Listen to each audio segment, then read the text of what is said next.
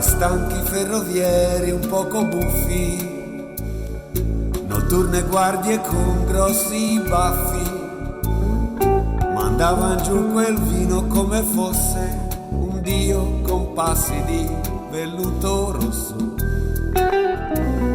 per non pensar domani è un altro giorno e al puzzo di sudore in pieno inverno che traspirava dai baveri alzati dei loro pastranoni stazzonati. Un cameriere brutto quanto basta ci prospettava riso pure pasta, sbirciava l'orologio e si vedeva ci odiava.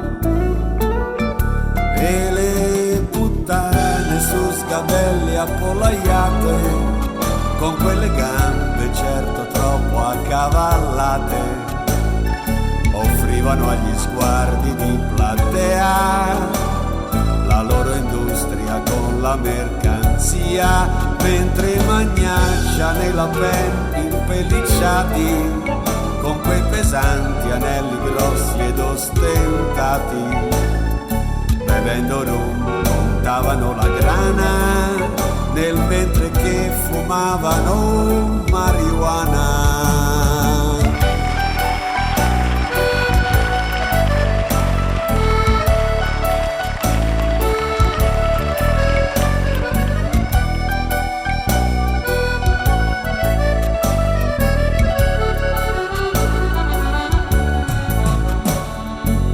Fumo grosso si tagliava a fette, l'ora diceva 4:07, la filodiffusione diffondeva una canzone, sì, come pioveva. Seduti al tavolino si aspettava il risottino e intanto si capiva quanto fosse inutile parlare, di quanto fosse inutile sperare.